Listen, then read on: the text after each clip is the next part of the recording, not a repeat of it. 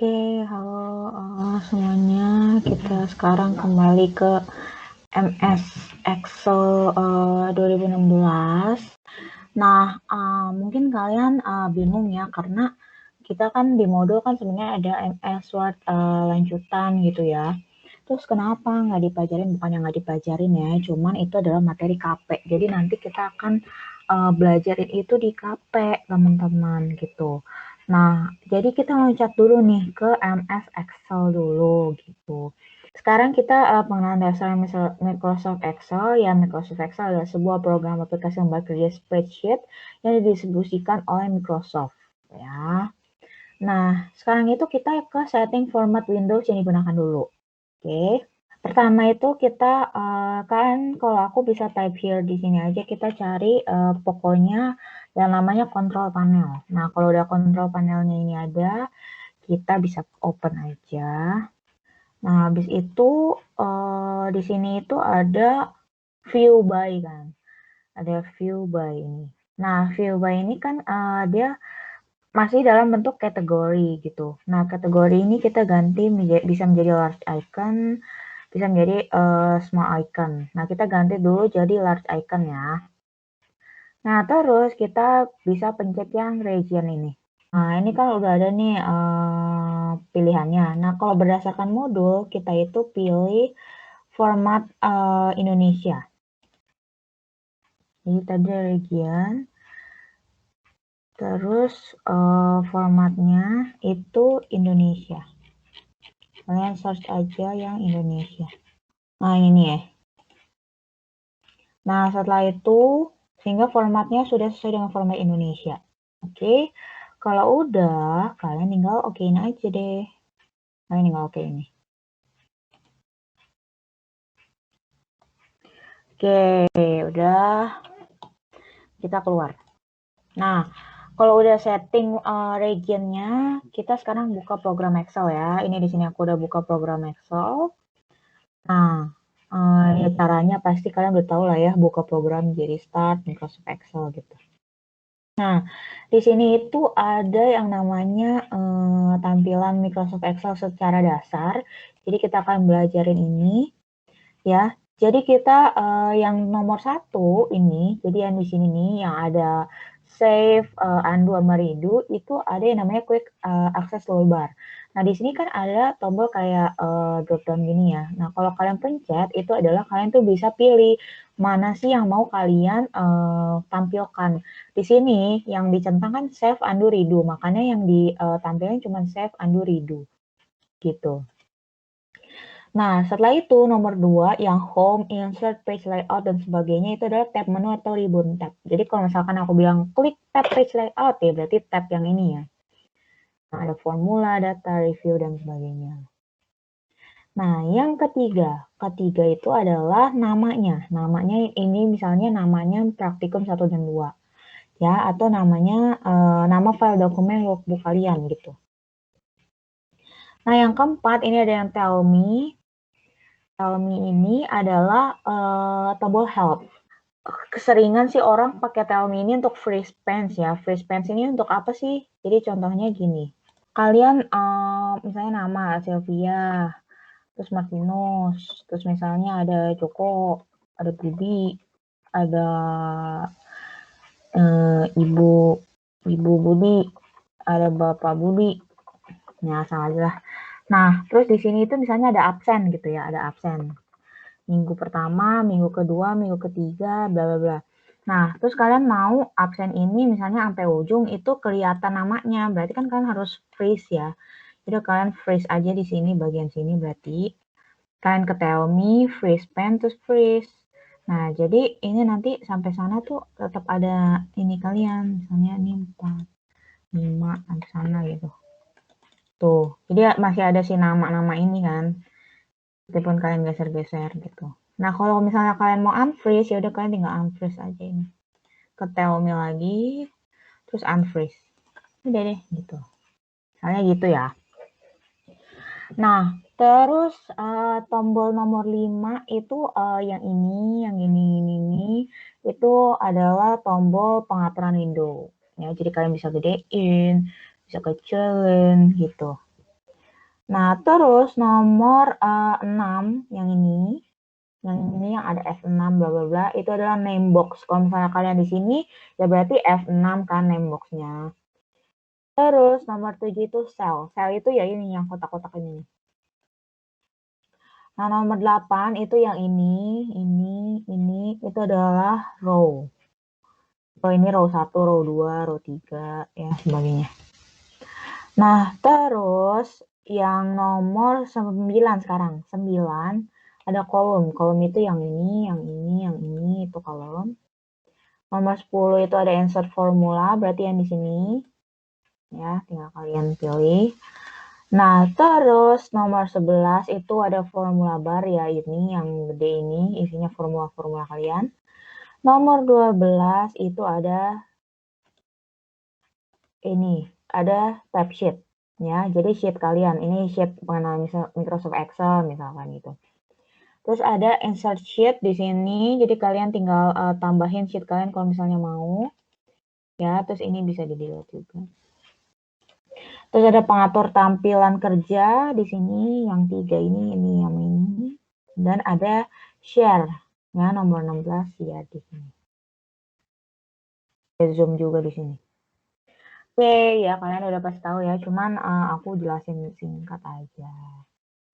Terus membaca letak sel dan range. Kalau misalnya kita lagi ada di sini, berarti kan kita itu ada di kolom A baris ke-1 gitu. Oke. Kita lanjut aja. Nah, ini ada menambah, memindahkan, dan menghapus sheet di tab sheet. Ya, tinggal kalian. Nih, jadi kalau misalkan nih, kalian ada 3 sheet gini. Kalau mau pindahin, kalian tinggal pencet lama, terus kalian tinggal pindahin sebenarnya gitu. Terus, bisa juga ini di delete. Ya, misalnya aku delete nih. Ya, tinggal di delete gitu. Klik kanan. Oke.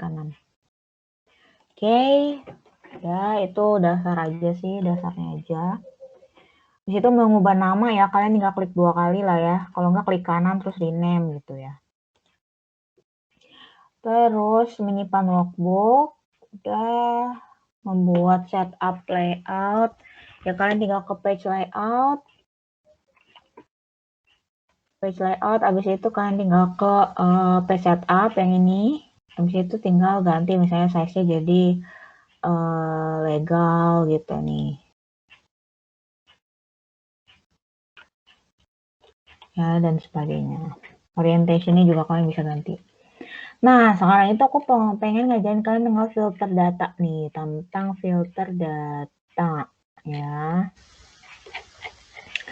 Oke, sekarang aku mau contohin ngambil di salah satu praktikum ya. Ini contohnya gini nih. Contohnya misalnya kita ke CV Kisum Tagajes ini nih ya, CV Kisum Tagajes ini. Nah, cara filter itu kalian tinggal blok data header yang ingin dilakukan filter. Berarti headernya kalian blok. Tapi kebetulan udah ada filternya nih ya, yang ada tanda-tanda ini. Tapi kalian abaikan aja, misalnya ini belum ada filternya ya. Terus kalian ke data. Terus kalian pencet filter. Ya, kalian pencet filter. Nah, setelah itu, atau bisa juga diakses di home, sort and filter. Jadi bisa home, di tab sort and filter, ini kalian bisa sort and filter. Nih, misalnya filter gitu. Atau bisa juga A to Z, sort Z to A. Jadi kalian tuh pengen ngurutin atau filter itu bisa. Nah, kalau misalkan kalian filter, ini juga bisa di sini. Gitu. Nah, terus kita itu pilih mana yang mau dilakukan filter. Misalnya ya, kita mau filter nama pembelinya nih. Ya, kita tinggal pencet tanda panah yang ini. Habis itu kalian tuh pilih apa yang mau difilter. Misalnya kita mau tuh jangan ada nama selain si Mary Agustini sama Nelia misalnya. Select all-nya kita pencet sekali berarti kan hilang. Kita pilih aja si Mary Agustini sama Nelia aja gitu misalnya. Nah, jadi keluar deh nama pembelinya cuma Mary sama ini. Nah, kalau misalnya mau select all, ya udah pencet lagi sekali gitu. Ya, itu cara ngefilter. Oke, udah. Sekarang itu ke mengolah data. Nah, mengolah data ini kan ada fungsi-fungsi banyak banget ya, fungsi Excel, nggak cuma segini sebenarnya, masih banyak lagi. Cuman mungkin ini yang beberapa yang akan kita sering pakai gitu. Nah, aku mau ada tugas ya sebenarnya ini ada memang udah ditentuin dari sananya bahwa ini jadi tugas ya. Tugasnya kalian adalah untuk mempermudah memahami ini, kalian harus cari kegunaan dari fungsi-fungsi ini. Ya, dan error-error ini. Ya, error ini. Ya, kalian bisa search di Google juga. Oke. Kerjakan di Word, ya, nggak apa-apa kerjakan di Word. Habis itu kalian cari fungsi ini dan error ini, gitu. Arti error ini apa dan fungsi ini apa. Oke. Nah, sekarang itu ada number format pada Microsoft Excel. Nah, ini kalian sebenarnya baca aja kalau general itu untuk apa, number itu untuk apa, currency untuk apa, ya ini untuk pengetahuan kalian aja. Oke. Oke, nah sekarang kita itu akan belajar tentang referensi absolut, semi absolut, dan campuran. Oke, kita mau belajar ini ya, yang G ini. Nah, yang pertama itu aku mau buat contoh dulu sama seperti yang di modul ya, produk, kuantitas, harga, jumlah. Coba kita bikin produk. Oke, nah aku bikin contoh kayak gini, sama seperti modul. Nah, kalau misalnya kita mau jumlah, itu kan berarti kuantitas kali harga. Nah, berarti kan kita biasanya ini, terus kita kalikan dengan ini misalnya. Ya, jadilah 30 gitu misalnya. Nah, sekarang kita itu bisa melakukan yang namanya absolut atau semi absolut dan sebagainya gitu. Kalau misalkan, misalnya kalian absolutkan yang A1 nih. Itu berarti kolom absolut dan baris absolut. Berarti referensinya absolut. Kalau kalian tanda dolarnya ini cuma di depan 1, di depan A-nya nggak ada, berarti kolomnya relatif. Jadi kolomnya bisa ganti-ganti. Tapi baris kalian absolut, yaitu barisnya tetap baris 1. Ya. Terus bisa berubah jadi C dolar 1, karena yang berubah kan C-nya nih. Karena yang absolut cuma satunya, A-nya bisa berubah gitu. Nah, kalau dolarnya cuma ada di depan A, berarti kolomnya absolut barisnya relatif. Bisa berubah jadi A3 atau A2 gitu. Karena yang absolut cuma A-nya, 3-nya enggak. Nah, kalau A1 doang ya berarti dua-duanya relatif ya. Jadi misalkan nih, kalian mau semuanya itu berdasarkan kuantitasnya yang ini doang. Harganya terserah gitu. Misalnya ini nggak ada ya, misalnya ini nggak ada nih. Nah, kalian mau berdasarkan ini doang. Nah, kalau kalian misalkan ininya nggak diabsolutin, terus kalian drag, kan jadinya 0. Ya. Tapi kalau misalkan nih, kalian absolutin si C4-nya, karena kalian mau ngambil kuantitasnya doang yang sama, harganya ya tergantung sama, atau relatif gitu. Berarti C4-nya kalian absolutkan nih. Absolut itu bisa F4 atau FN F4 ya, tergantung dengan laptop kalian. Kalau aku sih FN F4. Nah, jadi misalnya gini. Terus kalian drag misalnya. Nah, jadi dia tergantung kan 12 kali 2, terus 20 kali 2, terus 18 kali 2. Karena kalian absolutinnya cuman yang kuantitasnya aja. Gitu. Berbeda kalau misalnya D4-nya juga kalian absolutin gitu. FN F4 juga. Jadinya semuanya sama, 30 semua. Karena kalian absolutin dua-dua ini. Gitu. Itu ya bedanya ya. Absolut. Oke, udah semua tentang pengenalan dasarnya. Kita lanjut ke praktikum di video yang berbeda.